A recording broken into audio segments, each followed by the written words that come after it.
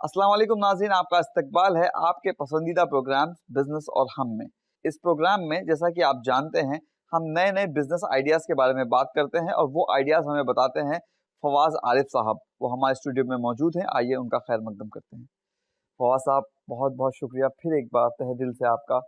मैं शुक्रगुजार हूँ कि आप स्टूडियो में तशरीफ़ जज़ाकल्लाह। लाए और हमारे ऑडियंस को जो नए नए आइडियाज़ बताते हैं वो डेफिनेटली उन लोगों को बहुत ज़्यादा पसंद आते होंगे। फवाद साहब, पिछले गुज़िश्ता एपिसोड में जिन टॉपिक्स पे और जिन आइडियाज़ पे हम बात कर रहे थे, मैं चाहता हूँ कि उन टॉपिक को आप और ज़्यादा इलैबोरेट करें। जैसे कि आपने रोटी वाले बिज़नेस के बारे में बात की थी या टेक अवे के ऊपर बात की थी और फ्रोज़न फूड्स के ऊपर बात की थी। तो इसी टाइप के और कुछ बिज़नेस जो हैं आपके दिमाग में, उनके ऊपर कुछ रोशनी डालिए। देखिए, फूड इंडस्ट्री जो है एक ऐसा बिज़नेस है कि ये कभी खत्म होने वाला नहीं है, इसमें कभी रिसेशन नहीं आएगा। जी, हमने रोटी की बात की, हमने फ्रोज़न फूड्स की बात की, जी, लेकिन इसके साथ-साथ और बहुत से ऐसे इससे हम आइडियाज़ इवॉल्व कर सकते हैं, इससे हम ऐसे आइडियाज़ बना सकते हैं जो कि बहुत लोग उसको आसानी से एग्ज़ीक्यूट कर सकते हैं। ओके, बिलमिसाल कुकिंग क्लासेस, ओके, क्या कॉस्ट है? कोई कॉस्ट नहीं है। क्या लर्निंग है? कोई कहीं जाके सीखना है? नहीं। आप घर में हमारे जो माएँ हैं, बहनें हैं, उनको अल्हम्दुलिल्लाह खाना बहुत अच्छी पकाना अच्छा खाना आता है पकाना अच्छा आता है। वो एक तरीके से कुकिंग क्लासेस दे सकती हैं। और हर घर में कुछ न कुछ स्पेशलिटी होती है। स्पेशलिटी होती है हर घर में, वो स्पेशलिटी को समझ करके कुकिंग क्लासेस करने के लिए और बाकायदा आप उसके बैचेस लगा सकती हैं, बाकायदा इसके ट्रेनिंग सेशंस कर सकती हैं और इसमें मज़ीद इंशाल्लाह इज़ाफ़ा नई-नई डिशेज़ के साथ बहुत सारा मटीरियल मौजूद भी है, किताबी शक्ल में, इंटरनेट पे भी मौजूद है, उससे भी मदद ली जा सकती है। इसके साथ-साथ और भी कई सारे मज़ीद इसमें इवॉल्व करके कारोबार हम कर सकते हैं, जैसे कि ऐसे क्लासेस खोलना कि जहाँ पर हम बाकायदा ट्रेनिंग दे सकें, वोकेशनल कोर्सेज़ की तरह इसको पढ़ा सकें, समर कैंप्स लगा सकें, विंटर कैंप्स लगा सकें, स्कूल की जब छुट्टियाँ होती हैं, तो वहाँ पर बता सकें कि कुकिंग के क्या एसेंशियल्स हैं और कैसे हो पाएगी, कैसे नहीं हो पाएगी, क्या क्वालिटी मेंटेन करनी चाहिए, कितना मसाला वगैरह डालना चाहिए, क्या इंग्रीडिएंट्स होने चाहिए एक अच्छा खाना बनाने के लिए, जी, जी, वगैरह-वगैरह चीज़ें हैं। जी। क्योंकि ऐसा बूमिंग फील्ड है कि यहाँ पर आप जितना पोटेंशियल ढूँढ पाएँगे उतना कम है। मेरे ख्याल से कुकिंग क्लासेस की जो आपने बात की, इसके अंदर न्यूट्रिशन कुकिंग क्लासेस की भी एक आइडिया हो बहुत सकता है। अच्छी बात आपने इसमें और ऐड करी बात ये, जी, कि जी। न्यूट्रिशनल कुकिंग क्लासेस की जहाँ तक बात है कि वहाँ पर स्पेशलिटी फूड, हाँ, जैसे कि ये मरीज़ और के ये लिए आपकी कुकिंग क्लास का यूएसपी बन सकता है। बिल्कुल, जैसे जिम वालों के लिए जो जो लोग जिम्स करते हैं, उनके लिए अलग तरीके का खाना होता है जिसमें high level of protein requirement होती है। कोई मरीज़ है उसके लिए दलिया, ओट्स वगैरह है या और किसी और डाइट पे है तो उसके लिए अलग से सैलेड्स वगैरह या सलाद वगैरह बनाई जाती है। तो वहाँ पर भी वो चीज़ आसानी से हो सकती है। उसके लिए थोड़ा-सा आपको पढ़ना पड़ेगा, थोड़ी-सी बहुत सारी किताबें मौजूद हैं मार्केट प्लेस में कि जो आप जा सकते हैं, उसको देख सकते हैं, पढ़ सकते हैं और जी, इसमें जी। कोई बंदिश नहीं। इसमें भाई आप मर्द हज़रात भी इसमें बहुत अच्छे से कुकिंग क्लासेस दे सकते हैं कि जो जिम वाले जो लोग हैं, जो जिम एस्पिरेंट्स हैं या जाते हैं जिम को, उनको भी क्लासेस दे सकते हैं, उनको भी बता सकते हैं। जी, जी। रादर इसको और इवॉल्व करके हम क्यों ना केटरिंग सर्विस शुरू करते हैं। जी। साथ-साथ कुकिंग क्लासेस भी चल रही हैं, उसी के साथ-साथ उसमें जो आपका बाय प्रोडक्ट बना, जो आपका आउटकम आया जैसे फवाद साहब, मेरे दिमाग में एक बात आ रही है, मैं आपसे शेयर करना चाहता हूँ। हो सकता है कि बिज़नेस आइडिया हो। अगर हम स्पेशली जिम को टारगेट करें बेहतर बात और है। वहाँ पर जाकर हम न्यूट्रिशन फूड्स और उनके जिस टाइप के जो मिल्क शेक वगैरह होते हैं, उस टाइप का भी हम क्या बिज़नेस कर सकते हैं ना? बिल्कुल, एक रिपोर्ट में पढ़ रहा था, जी। उसके मुताबिक जो ये जूसेस और शेक्स हैं, जी, जी। इसका बिज़नेस आने वाले वक़्त में मल्टीपल टाइम्स बढ़ने वाला है। बढ़ने वाला है। Reason reason youth target business है। जिम्स को अट्रैक्ट करता है, कॉलेजेस को अट्रैक्ट करता है, यूथ को अट्रैक्ट करता है क्योंकि आजकल हर कोई बहुत ज़्यादा हेल्थ कॉन्शियस है और जी। जूसेस वगैरह जो फ्रूट एक्सट्रैक्ट्स होते हैं, उसका बिज़नेस बहुत तेज़ी से आगे बढ़ रहा है। तो एक अच्छा फ़ील्ड है। जैसे कि मैंने ये एक बात और भी बोली थी कि कुकिंग क्लासेस में जो आप खाना बना रहे हैं, उससे ज़ाहिर बात है कि आप उसको एक केटरिंग सर्विस के तौर पे भी इवॉल्व करके ला सकते हैं आगे चल के। जी, जी। उसको डेवलप कर सकते हैं कि हम इसको कैसे केटरिंग सर्विसेज़ के तौर पे शुरू कर सकें।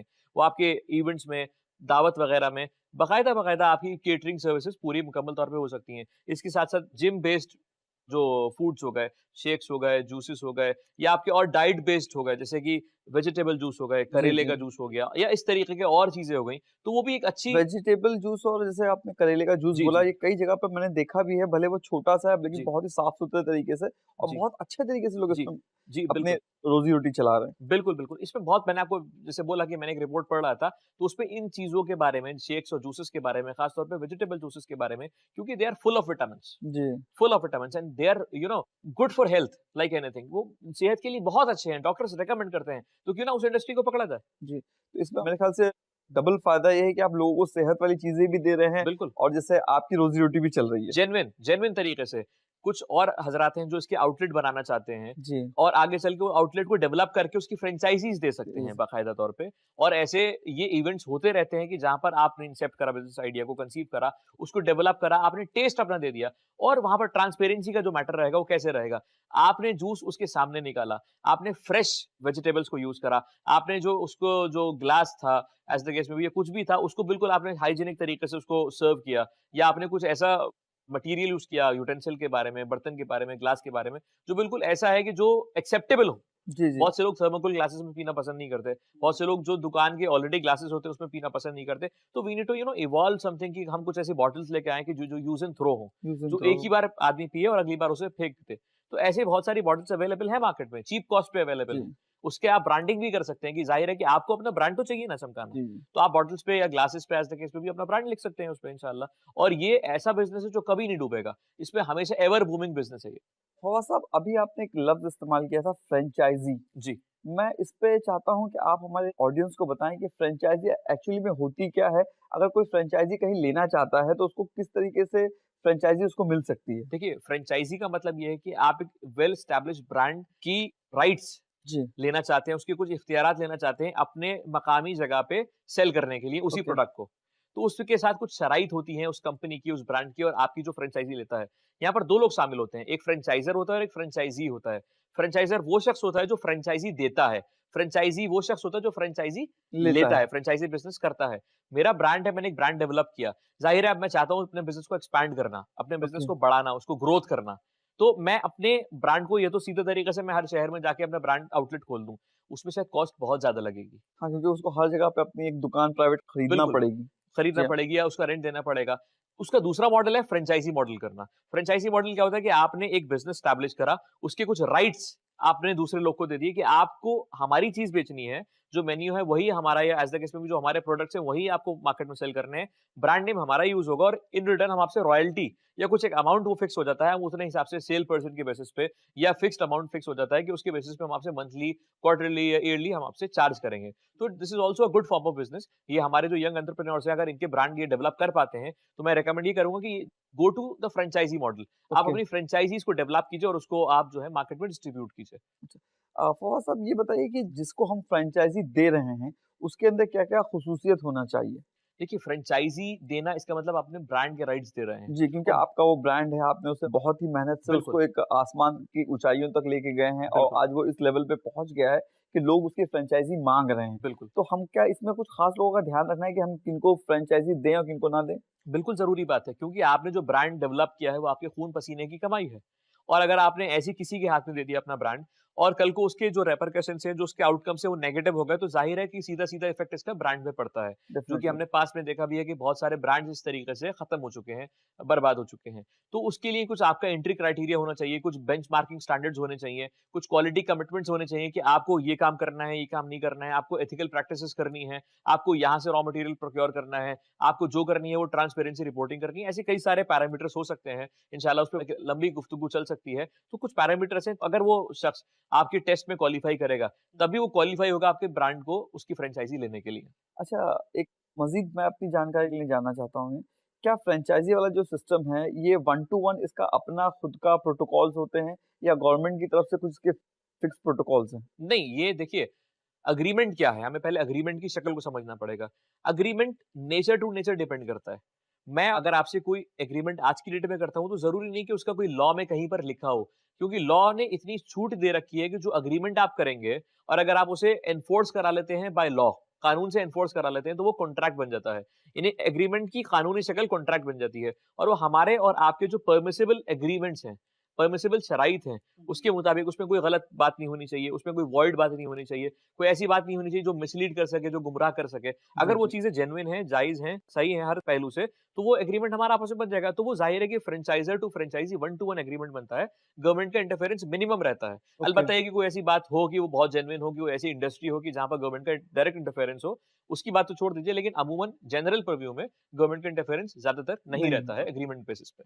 बहुत-बहुत शुक्रिया फवाद साहब, आपने एक बहुत ही अच्छी पॉइंट के ऊपर निशानदेही की है। लेकिन अगला सवाल इसी का रिवर्स है मेरा।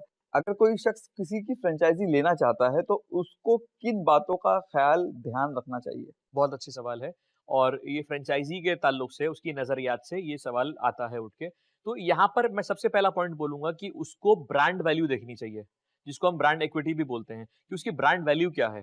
क्या उसपे कभी कोई ज़माने में टेंट था? क्या उसका कोई ऐसा बात मार्केट में आई थी कि जो इसकी वैल्यू को, उसकी इमेज को खराब करे मार्केट में? सबसे पहला पॉइंट ये है। दूसरा पॉइंट, उसके प्रोसेस को समझना चाहिए। ज़ाहिर है कि अब आप जब फ्रेंचाइज़ी फीस देंगे किसी को, तो आपके पास पूरे इख्तियारात होते हैं ड्यू डिलिजेंस करने के। फ्रेंचाइज़र आपको पूरे इख्तियारात देता है ड्यू डिलिजेंस कराने के। ड्यू डिलिजेंस कहते हैं एक छोटा-सा इंस्पेक्शन, जहाँ ओके। पर आप मुतमईन हो सकें कि हाँ, ये जो जिसका मैं फ्रेंचाइज़ी। फवाद साहब, अब जैसे कि अभी अभी आपने कहा कि एक डिपॉजिट जमा करना पड़ता जी, है, जो बता रहे थे आप, जी, अल्फाज सेम नहीं है जी। मेरे। तो क्या ये डिपॉजिट रिटर्न भी मिलता है जब हम फ्रेंचाइजी को छोड़ते हैं उस वक़्त में?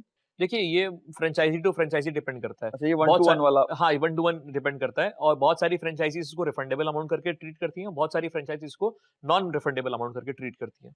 तो मैं जो बात कह रहा था, मैं ये कह रहा था कि वहाँ पर उसको क्वालिटी स्टैंडर्ड्स से कॉम्प्रोमाइज़ नहीं करना चाहिए फ्रेंचाइज़ी को, क्योंकि फ्रेंचाइज़र हमेशा अपने ब्रांड का ड्यू डिलिजेंस कराता है फ्रेंचाइज़ी देने से पहले, क्योंकि इसके लिए जितना इंपॉर्टेंट ये है, तो उसके लिए भी उतना इंपॉर्टेंट वो है। It's a two way communication, दोनों तरफ का मामला है यहाँ पर। तो जिस तरीके से वो जब जाएगा, उसको देखेगा, उसकी क्वालिटी स्टैंडर्ड्स एश्योर होने चाहिए, उसकी ब्रांड वैल्यू अच्छी होनी चाहिए, उसकी मार्केट में एक अच्छी पोजीशन होनी चाहिए। ऐसा नहीं क्योंकि नया ब्रांड आ गया, आपने उसकी एकदम से फ्रेंचाइज़ी दे दी और फ्रेंचाइज़र्स आ गए। उसकी रकम, उसकी मार्केट एक्सेप्टेबिलिटी अच्छी होनी चाहिए, प्राइस अच्छा होना चाहिए, अफोर्डेबल होना चाहिए, मार्केट एक्सेप्टेबिलिटी जनरल परव्यू में अच्छी होनी चाहिए। तो बहुत सारे पैरामीटर्स हैं जो दोनों तरफ को देखने को पड़ेंगे और वो डिपेंड करता है केस टू केस। हम ऐसे जनरल किसी पे भी बात नहीं कर सकते। जैसे-जैसे केस आता रहता है, उसी हिसाब से ये चीज़ें तब्दील यानी कि होती आप रहती जिस हैं। शहर के अंदर रहते हैं, आपको इस बात पे ध्यान रखना पड़ेगा कि आपके शहर में किस चीज़ की ज़रूरत है। बिल्कुल, आप जिस माशरे में रहते हैं, वहाँ पे अगर आपने उस चीज़ की एजेंसी या उसकी फ्रेंचाइज़ी ले ली, तो आप उस प्रोडक्ट को अपने मार्केट में बेच पाएँगे कि नहीं बेच पाएँगे, इन सारी बातों का ख़्याल रखना पड़ेगा। बिल्कुल, वो आपके कैलिबर पे डिपेंड करेगा, आपकी मार्केटिंग स्किल्स पे, आपकी सेलिंग स्किल्स पे डिपेंड करेगा, आपके हुनर का सारा मामला है। जी, जी, जी। नाज़रीन, जैसा कि आप देख रहे हैं, बहुत ही अच्छी बातें चल रही थी फवाद साहब के साथ हमारी। अगर कोई अपना नया बिज़नेस स्टार्ट करना चाहता है, कोई स्टार्टअप करना चाहता है, अगर इन बातों पे पूरी तरीके से ख़्याल रखे, और जैसा कि मैंने इससे पहले भी आपसे कहा है कि आपने डेफ़िनेटली अपना पेन और पेपर अपने साथ में रखा होगा, और इन बातों को अगर आप नोट करते हुए चलते हैं और इनके ऊपर फ़िक्रमंदी के साथ में गौर-फ़िक्र करते हैं, तो डेफ़िनेटली आप कभी अपने बिज़नेस में फ़ेल नहीं होंगे, वल्लाहु आलम। वक़्त हो चुका है एक ब्रेक का। ब्रेक के बाद इंशाल्लाह फिर आपसे मुलाकात होगी। बात करेंगे फवाद साहब से एक और नए आइडिया पर। तो कहीं भी मत जाइएगा, इंशाल्लाह हम जल्द वापस लौटते हैं। नाज़रीन, ब्रेक के बाद आपका खैर मकदम है। आप देख रहे हैं आपका पसंदीदा प्रोग्राम बिज़नेस और हम। उम्मीद करता हूँ पेन और पेपर आपके हाथ में है। मैं गुफ्तगू शुरू करता हूँ फवाद साहब के साथ। फवाद साहब, ब्रेक के बाद आपका खैर मकदम। जज़ाकल्लाह। हम जिस पिछले बिज़नेस आइडियाज़ के ऊपर बात कर रहे थे, मेरे ख़्याल से अब हमें कोई एक नया बिज़नेस आइडिया आपको बताना ज़रूरी है। बिल्कुल। देखिए, हमने देखा है कि हमारे घरों में इलेक्ट्रीशियन का, प्लम्बर का, कारपेंटर का, पेंटर का वगैरह-वगैरह का काम रहता है। रहता है, आप कह रहे हैं कि मेरे ख़्याल से एक बहुत बड़ा चैलेंज है। चैलेंज है कि अगर आपके घर में कोई टैप ख़राब हो गया जी, है, और कभी-कभी तो मतलब ऐसी चीज़ें हो जाती हैं, आप ऑफ़िस के लिए निकल रहे हैं, आप जी, अपने कारोबार के लिए जा रहे हैं और घर से फ़ोन आ जाता है कि भाई फ़ैन बंद हो गया। बिल्कुल। जी, जी। और प्रॉब्लम क्या होती है कि आपको इलेक्ट्रीशियन वगैरह भी मिल जाते हैं ईज़िली। लेकिन वो क्या कहते हैं? वो कहते हैं कि भाई साहब, आपको ये चीज़ बाज़ार से लानी है। जी हाँ। ये बहुत बड़ा चैलेंज है। तो आपके लिए ज़्यादा बेहतर क्या है कि आप ऑफ़िस जाएँगे या बाज़ार से वो चीज़ लेने जाएँगे। और छोटे से काम के लिए पूरा दिन बर्बाद करना एक बहुत बड़ी अहमकाना बात होगी। मेरा अगला बिज़नेस आइडिया इसी ताल्लुक से है। जी। देखिए, ये काम जो हैं, ये वोकेशनल कोर्सेज़ कहलाते हैं, वोकेशनल वर्क्स कहलाते हैं ये, और इनके लिए बाकायदा गवर्नमेंट ने एनसीवीटी और अलग-अलग इदारे खोले हैं, अलग-अलग इदारे कायम किए हैं स्किल डेवलपमेंट कोर्सेज़ के लिए, जिसमें ये बाकायदा कोर्सेज़ सिखाए जाते हैं। आईटीआईज़ वगैरह हैं, इंडियन टेक्निकल इंस्टीट्यूट्स हैं, इनमें ये पॉलिटेक्निक वगैरह हैं, इनमें ये कोर्सेज़ बाकायदा सिखाए सिखाए जाते हैं, जाते हैं। इनकी ट्रेनिंग होती है, प्रैक्टिकल सेशंस होते हैं इनके, और बहुत सारे जो हमारे यूथ है, वो इसमें जाता है, सीखता है। इसमें कई सारे काम हो सकते हैं, ड्राफ्टमैनशिप है, इलेक्ट्रीशियन का कोर्स है, प्लम्बरिंग का कोर्स है, कारपेंटर का कोर्स है, टेलरिंग का कोर्स है। तो कई ऐसे सारे कोर्सेज़ हैं जो यहाँ से लोग सीख के आते हैं। अब प्रॉब्लम क्या है कि फिर वही प्रॉब्लम शुरू हो जाती है कि मुझे जॉब नहीं मिल रही, मुझे जॉब नहीं मिल रही। ठीक है? क्यों ना इस स्किल को, आप इस स्किल को भी बिज़नेस में कन्वर्ट करना बिल्कुल, चाहते हैं। आप ओके। क्यों नहीं कन्वर्ट कर सकते? और आप इसके साथ-साथ एक ऐसा एड हॉक सर्विस सेंटर क्यों नहीं खोल लेते, एक ऐसा वर्क स्टेशन क्यों नहीं खोल लेते कि जहाँ पर आपको सारे लोग मिल सकें? ओके। आपको ये सारे लोग मिल यानी कि सकें। आप बताना चाह रहे हैं कि ये पूरे लोगों की एक टीम बनाई जाए बिल्कुल, और उनको कहीं एक यूनिफ़ॉर्म में डाला जाए बिल्कुल। और उनका एक वर्क स्टेशन एक हो। बड़ी ओके, ब्रांडिंग करके भी हम ये काम शुरू कर सकते हैं। इसके लिए सबसे अहम ज़रूरी क्या बात है कि डेटाबेस डेवलप करना। ओके। हमारे पास डेटाबेस होना चाहिए। जब आपके पास एक डेटाबेस डेवलप हो जाएगा और आप उसकी मार्केटिंग करेंगे, तो ये ऐसा चीज है कि हर एक को चाहिए। इसके लिए तो पेड मार्केटिंग की जरूरत भी नहीं है। आप जहां पर रह रहे हैं, जिस मकाम पे रह रहे हैं, जिस शहर में रह रहे हैं, तो वहां पर हर शहर में, चाहे छोटा शहर हो या बड़ा शहर हो, इन लोगों की रिक्वायरमेंट है, है, इन डेफिनेटली कामों है। की रिक्वायरमेंट है। और बेहतर बात यह है कि आपके पास अगर डेटाबेस है इन लोग का जो वक्त पे अवेलेबल है, और आप एक फोन पे अगर अवेलेबल चीजें करा रहे हैं, साथ साथ आप अगर पूरा कॉन्ट्रैक्ट ले लेते हैं कि आप बेफिक्र हो गए, अपने ऑफिस में जाइए, अपने काम करिए, हमारा जो वर्कर है जी। वो आकर के सारे रॉ मटेरियल्स, सारे इनपुट्स और सर्विसेज आपको दे के जाएगा, और आवरली बेसिस पे चार्ज करेगा। जितना काम करेगा उतना ही बेसिस पे चार्ज करेगा, एक्स्ट्रा चार्ज नहीं करेगा, ट्रांसपेरेंसी से काम करेगा, ईमानदारी से काम करेगा। तो एक बहुत बड़ा स्कोप है इसमें काम करने के लिए। इस सेक्टर को ऑर्गेनाइज करने की जरूरत है, क्योंकि बहुत अनऑर्गेनाइज सेक्टर है। यहाँ पर आपको अवेलेबल नहीं हो पाती चीजें, और बहुत से लोग इसी से महरूम रह जाते हैं कि वहां पर जहां रिक्वायरमेंट है वहां सप्लाई नहीं है, और जहां पर सप्लाई एक्सेस है वहां डिमांड नहीं है। तो इन चीजों को मिक्स करने की जरूरत है, इन चीजों को मैच करने की जरूरत है। और सबसे बड़ी बात यहाँ पर कि इलेक्ट्रिशियन है तो उसके साथ स्विच बोर्ड्स वगैरह वगैरह, उसके पास एक छोटा सा स्टॉक मेंटेन होना फवाद जरूरी साहब, है। मैं आपकी इस बात से एक बात और जोड़ना चाहता हूँ। जिस तरीके से हम लोग अपने कंप्यूटर की एएमसी देते हैं, जी। तो क्या हम अपने फैन की, क्या हम अपने आयरन की, क्या हम अपने फ्रिज की एएमसी नहीं दे सकते फवाद साहब पे? इंडिविजुअल प्रोडक्ट की एएमसी देना शायद समझदारी नहीं होगी। हाँ, जी, आप ये ज़रूर कह सकते हैं कि ये एएमसी मेरे पूरे घर की है, मेरे पूरे फ्लैट की है, मेरे जी, पूरी जी। शॉप की है। तो ज़ाहिर है कि जब भी हमें कुछ इसमें आपकी ज़रूरत पड़ेगी, तो आप एएमसी के तहत आएँगे और आप जो है इसको आगे सही करके जाएँगे। एएमसी जो लोग नहीं जानते, मैं बता दूँ कि एनुअल मेंटेनेंस कॉन्ट्रैक्ट सर्विसेज़ होती हैं, जी, जी। जो आप किसी से साल भर के लिए या क्वार्टरली या एनुअली या किसी पीरियोडिक बेसिस के लिए वक़्ती तौर पे कॉन्ट्रैक्ट कर लेते हैं, और उसको बोलते हैं कि भाई ऐसा-ऐसा अगर हुआ तो आपको आकर के मुझे सर्विस देनी है। जी, उसके लिए वो उसके बदले में फीस चार्ज करता है। इससे उसकी रेगुलैरिटी बन जाती है। जो वर्कर है उसकी रेगुलैरिटी बन जाती है, ज़ाहिर है आप टेंशन फ्री हो जाते हैं, क्योंकि वो उसकी ज़िम्मेदारी बन जाती है काम करके। मेरे ख्याल से ये काम एक जो मेट्रो सिटीज़ में तो बहुत ज़रूरत है इसकी। मेरे ख्याल से छोटे-छोटे जो शहर हैं, वहाँ पर भी बहुत अच्छा हर काम चल जगह सकता देखिए, है। छोटे शहर से लेके बड़े शहर तक इस काम की बहुत रिक्वायरमेंट है, बहुत जी, डिमांड है, और अवेलेबल नहीं है लोग, अवेलेबल नहीं है वर्कर्स काम करने के लिए, और इस चीज़ को ऑर्गेनाइज़ करने की, एक मुनज़्ज़म शक्ल देने की बहुत ज़रूरत है। तो जो एंटरप्रेन्योर्स इस फील्ड में काम करना चाहते हैं, उनके लिए एक बर्निंग अपॉर्च्युनिटी है, एक बहुत अच्छी अपॉर्च्युनिटी है कि वो एक ऐसी टीम डेवलप करें, एक ऐसा डेटाबेस डेवलप करें, और आपको हायर नहीं करना है। जी, आपके जी। लिए फिक्स कॉस्ट नहीं, आपके पास डेटाबेस डेवलप होना चाहिए। आपके पास 10 इलेक्ट्रीशियन की लिस्ट होनी चाहिए, आपके पास 10 कारपेंटर की लिस्ट होनी चाहिए, या 20 कारपेंटर की लिस्ट होनी चाहिए, जो कि हर वक्त कॉल पे अवेलेबल रहें। छोटा से छोटा काम होता है, आप कॉल करते हैं तो इलेक्ट्रीशियन ये बहाने बनाता है कि मैं नहीं आ सकता छोटे काम के लिए, बड़ा काम होगा तो ही आऊँगा। लेकिन काम तो छोटा, बड़ा काम तो होना होता है। जी, हमारा तो सिर्फ़ एक ट्यूबलाइट ही खराब है, जी, जी। उनके लिए तो छोटा काम है, जी, जी। लेकिन हमारे तो घर की रोशनी चली गई है। बिल्कुल, बिल्कुल, बिल्कुल। तो उसी चीज़ को, उसी गैप को फ़िल अप करने के लिए, उसी गैप को ब्रिज अप करने के लिए ये रिक्वायरमेंट है, और बहुत बड़ी इंडस्ट्री है, बहुत बड़ी इंडस्ट्री है, इसकी रिक्वायरमेंट इतनी है, और आप अगर उनसे एएमसीज़ कर लेते हैं तो ज़ाहिर है और किसी को आपको हायर नहीं करना है। सिर्फ़ और सिर्फ़ आपके पास एक अच्छा डेटाबेस होना चाहिए। जी, जी। सिर्फ़ और सिर्फ़ आपके पास एक अच्छा डेटाबेस होना चाहिए इन लोगों का। ज़ाहिर है कि जब आपके पास डेटाबेस होगा, आप अपनी पब्लिसिटी और मार्केटिंग करेंगे, और आप आवरली बेसिस पे चार्ज कराएँगे उसको, तो आपके पास डिमांड ज़रूर आएगी आप अपने इंशाल्लाह। कस्टमर को इसमें ये भी बता सकते हैं, जो लोग इस काम को शुरुआत करना चाहते हैं, उसमें आप यूएसपी ये भी दे सकते हैं कि सर आपको प्लम्बर का नंबर अलग रखना है, आपको इलेक्ट्रिशियन का नंबर अलग रखना है, आपके गैस चूल्हा अगर खराब हो जाता है उसका जी। नंबर आपको अलग रखना है। लेकिन आपको यहाँ पर क्या करना है, एक फिक्स नंबर हमारा नंबर है, आपके घर में कोई भी प्रॉब्लम जी, आती जी, है, जी। आप हमें इस नंबर पे कॉल आप कीजिए, हमें कॉल कीजिए, आपका दर्द यानी हमारा दर्द। दर्द है। कुछ ऐसा करके अगर आप टैगलाइन बनाएँगे, जी, आपकी जी। परेशानी इसका मतलब हमारी जी, परेशानी, जी। तो कस्टमर कहीं न कहीं मुतासिर होगा, क्योंकि उसे क्या चाहिए, उसे परेशानी में कोई सहारा चाहिए, कोई हेल्पर चाहिए, कोई असिस्टेंट चाहिए, और अगर आप वो रोल कहीं न कहीं प्ले कर पाते हैं, वो इमोशन को अगर आप कहीं न कहीं प्ले कर पाते हैं, तो ज़ाहिर है इंशाल्लाह ये आपके लिए बहुत बड़ा फ़ील्ड होगा, पैसा कमाने के लिए और इकोनॉमिक लेवल पे प्ले करने के लिए। जी, जी। तो नाज़रीन, देख रहे हैं आप, फवाद साहब ने बहुत ही अच्छा प्रपोज़ल आपके सामने रखा है। अगर आप इस फ़ील्ड को भी आज़माना चाहते हैं, यहाँ पर भी आप कोशिश करना चाहते हैं तो ज़रूर कीजिए। बहुत बड़ी फ़ील्ड है, इसमें बहुत ज़्यादा मौके आपको मिल सकते हैं, कामयाबी के और तरक्की के। तो आइए फवाद साहब से कुछ और टॉपिक्स पे बात करने की कोशिश करते हैं। इसी के साथ-साथ और जो जॉब्स हैं, वो टेलरिंग जॉब है, स्टिचिंग जॉब है, सुइंग जॉब है। जी। यहाँ पर भी इसके भी बाकायदा कोर्सेज़ होते हैं, वोकेशनल कोर्सेज़ होते हैं, स्किल डेवलपमेंट सेंटर्स में कोर्सेज़ होते हैं।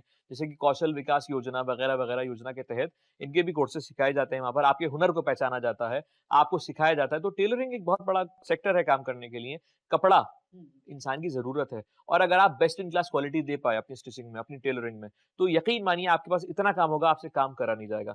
परेशानी क्या है कि tailors are not ready to accept the orders. Orders. ठीक है, नखरे बहुत हैं, तो वो ब्रिज करने की ज़रूरत है। अक्सर कंज्यूमर्स के मुँह पे शिकायत रहती है कि यार वो हमारे कपड़े नहीं लेता, वो हमारे कपड़े नहीं लेता, वो हमारे कपड़े नहीं सी पाता। तो मेरे ख़्याल से ज़रूरत उनके नखरों से ज़्यादा बेटर मेरे ख़्याल से जितनी डिमांड है उतनी सप्लाई नहीं है। मैं आपको वही चीज़ बताने की कोशिश कर रहा हूँ कि मुनज़्ज़म तरीका होना चाहिए, जी। ऑर्गेनाइज़ तरीका होना चाहिए, ये सारे कामों के लिए। आपकी कॉल पे अवेलेबल हो कि इस वक़्त रिक्वायरमेंट मेरी ये है, इसकी सप्लाई मुझे कहाँ मिल पाएगी? तो अगर हम वो चीज़ बनाने में, हमारे यूथ वो चीज़ अगर डेवलप करने में, वो प्लेटफ़ॉर्म डेवलप करने में अगर सक्सेसफुल हो जाता है, आप एक शहर से शुरू करिए ना, आप और एक मेरे शहर से ख्याल शुरू से ये करिए। हमारी जो घर में माँ-बहनें हैं, उन लोगों के लिए बहुत अच्छा काम हो सकता है कि कोई जो लेडीज़ हैं, वो डायरेक्टली लेडीज़ टेलर्स के पास जाएँ, उनको जेंट्स के पास जाने की ज़रूरत ही ना पड़े। इसमें स्पेशलिटी भी है कि मैं फलाँ चीज़ में स्पेशलिटी रखता हूँ, मैं कोट पैंट में स्पेशलिटी रखता हूँ, मैं कुर्ते-पजामे में स्पेशलिटी रखता हूँ। अलग-अलग स्पेशलाइज़ेशंस भी हैं।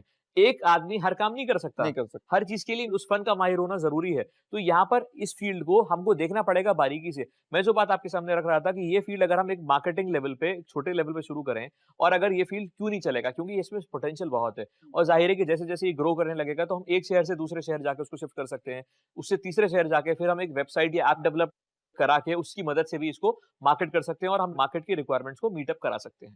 जी, बहुत-बहुत इन अ शुक्रिया। वे हम एक मैचिंग प्लेस बन सकते हैं जहाँ पर डिमांड सप्लाई से मीट अप हो सकती है, डिमांड को सप्लाई मिल सकती है, सप्लाई को डिमांड मिल सकती है।